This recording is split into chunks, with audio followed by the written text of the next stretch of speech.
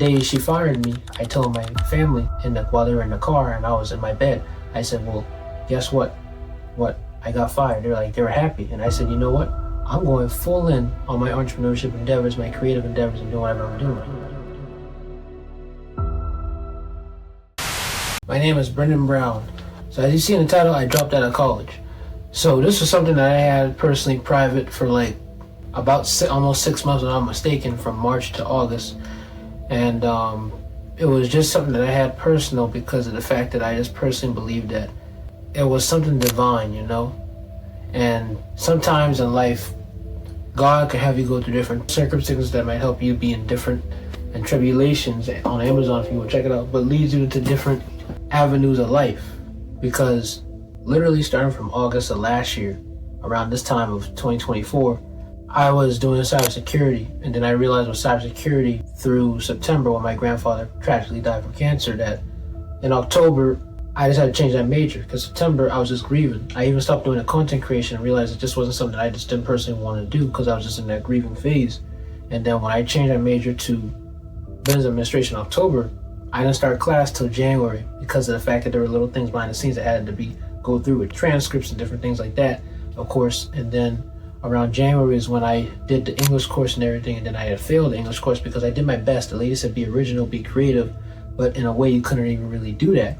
And even with AI, you couldn't even implement AI to help, so that's what made it really even more worse. And then as time went on, leading into March, that's when I just decided, well, let me drop out. But then one thing happened about a week or two after that was a young man prophesied over me. A pastor, about in his 30s or 40s, I'm assuming. And he had just said that, I'd be very doubtful. I'd be very wise beyond my years. I would be doing things that would help the kingdom of heaven because I'm personally a believer of Christ. And from the outside going in, I was like, well, hold on a second. What am I really supposed to do? I'm doubtful. I have things I'm going to do. And at that time, I was like, let me not worry. But then I was like, you know what? I know I'm doubtful because I'm not going the traditional path. I'm going the kingdom path. And once I realized that, I just said, well, you know what? Let me just go look for a job and then start doing photography once football season starts in August, because I know some high school football players locally where I'm at that will want me to do photography for them. I even contacted them and did everything, and it didn't really work out the way I thought it would work out. But as the time went on, in April, I met one good friend. He helped me get my mind established spiritually. And as I was going on, I was going to job fairs, going to a 12-an-hour department job. Didn't even get the 12-an-hour department job. Didn't even get the vice marketing job. Didn't even get the store job where I would have been able to help open up a store for somebody downtown in my local city of Charleston. But I couldn't even get to do that. Couldn't even get to speak or do jobs for the city of North Charleston because I was gonna have a job where I could be a motivational speaker locally. That didn't happen either.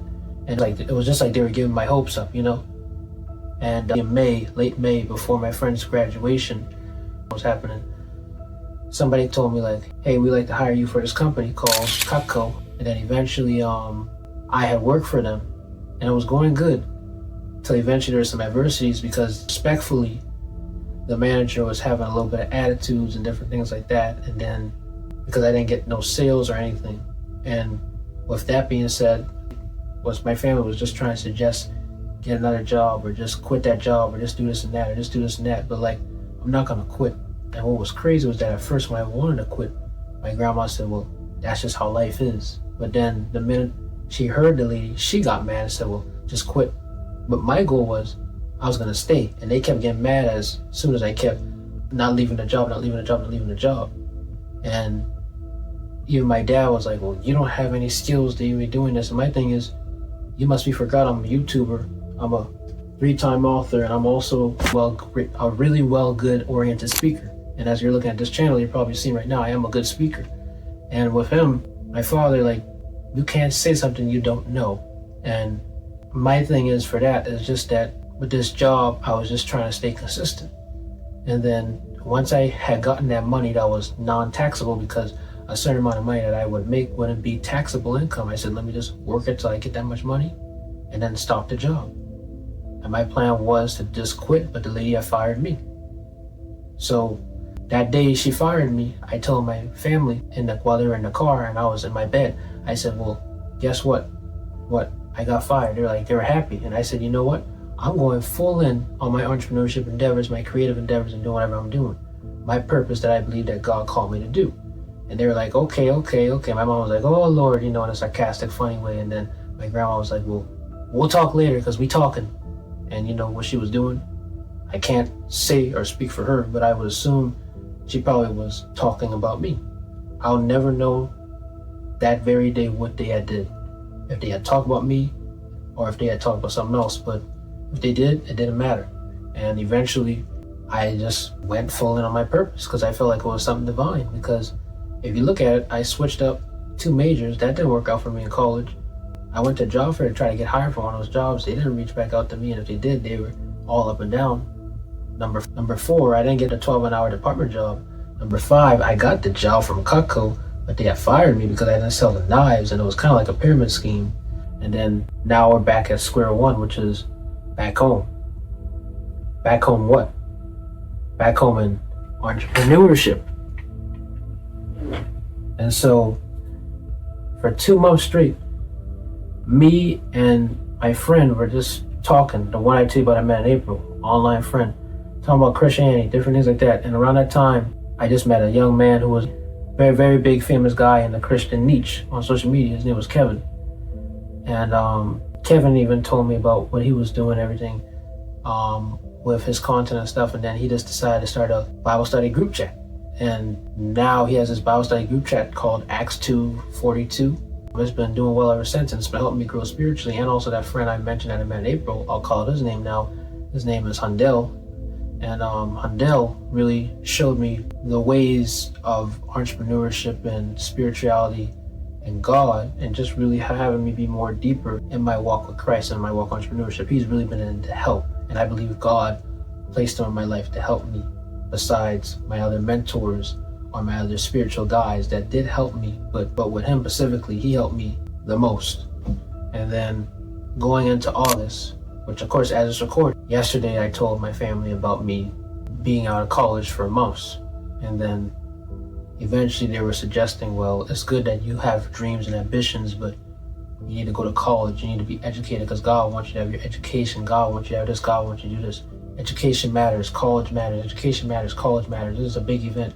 And I listened to them very clearly, more than any other times I ever did. And just by them saying that, I could easily tell they still didn't respect my belief. Even though they said, we support your dreams, they kept saying, don't do it for money. When I kept telling them from the beginning, I was never doing this business idea with 3 other friends for the money. It was only for helping people elevate. And they might not understand it. They might want me to work a normal job.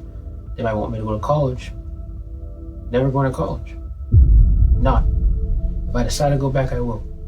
9-to-5 job, I done try that. It's hard to get one. So I can't even say no to that because by default, it's like a no. And it's like every time I try to do the traditional route, it was like, in a way, I feel like God was pulling me back to entrepreneurship every time, even when I felt like I didn't want to do it. And just really looking at it all the way from March to now through August, it's like every time I was going through that traditional path, it was like God was pulling me back like, no, I want you to follow your purpose. I want you to do what you love doing. And that's what I feel in my heart that I believe God is telling me to do. And if it's something else, then I'm willing to do something else. If God has shown me something else, and maybe just letting this path be something that's for the moment. But what I'm looking at this may be something that's helped build me in the long term, not just in the natural, but also for the kingdom work, as the guy I told you about earlier prophesied that I would help people in the kingdom work, help people get better and closer to God through the kingdom. So whatever the kingdom work is, it can't outbeat what my family, what I think, or what any friends I have think. And they may say, well, God won't let you suffer this long with podcasting or this and that, or you should go back to college because it wouldn't take this long to succeed. But God's timing is different than everybody else's timing. The story of Noah, the story of Job, those were 2 examples of waiting on God to bless you through the midst of the storm, through the midst of adversity. through the midst of being understood. Because Noah was misunderstood by other people. But Noah was not misunderstood. Noah was correct on what he predicted. He prophesied, I would say, if I'm not mistaken. And Job had all the reason to act the way he acted, but he stayed calm in the situation. And if Job and Noah can stay calm and be ready for anything, why can't I? Why can't you? I'm saying all this to say, don't let nobody stop you from following your dreams. You do what you love doing. I don't care if they're looking at this. I have nothing to hide no more. I can say what I want to say on this YouTube channel because it's my YouTube channel. This might be a podcast episode too, so who knows? Because I want everybody who knows me in person to know, yes, I have dropped out of college since March, and I'm going full in on my entrepreneurship endeavors because as a young man, I'm not stupid, but I'm blessed. And it may look stupid, but I'm gonna find my way to fund myself, and really fund myself. Rather if it's online work to do, video editing, whatever it is, just doing things for people and being a freelancer. The fact is I'm making the money to fund myself. So if I'm making money and finding ways to make money to fund myself, there's no need for me to say get a job if I'm funding myself. And they can't worry about me because I'm providing for myself. If they tell me that all I need to do is just buy my stuff, my necessities, and I'm making enough money to provide for myself, that's all that matters. That's all that matters. But at the end of the day, you as the individual, don't feel bad about nothing. You stay committed on your journey. You stay committed on what you do. I wasn't saying this story to be selfish or be one of these social media people that be like, oh, this is my day, this is my day, this is my day, this is my day, I want to document my day.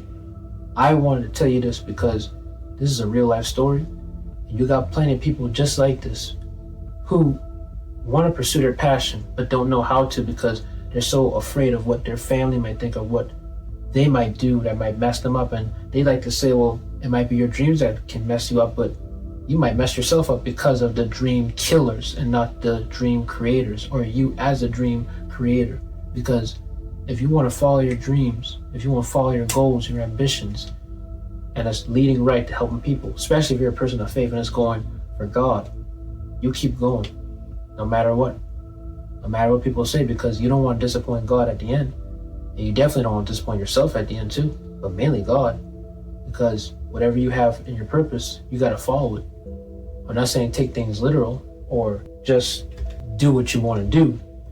But if you know it's really helping people and it's practically working out and it's also something that you know that's divine and it's helping you and helping others because you're doing something that you love that helps others, then do that. Just like me making content, it helps me, but it also helps other people. Me making these books, it helps me, but it helps other people, especially this new book that I just launched in June of 2025, which is my memoir about my life and how I dealt with adversity and trauma and tribulations with relatives and bullies and other people. And so if you want this book, it's on Amazon if you want to check it out. But I know I didn't smile too much, but it's a little serious. But you gotta sometimes just shake your head and smile, as my best friend Michael would say too from high school. Just shake your head and smile. But like, share, subscribe, hit the notification button so that you can be notified when a new video come out. Thank you.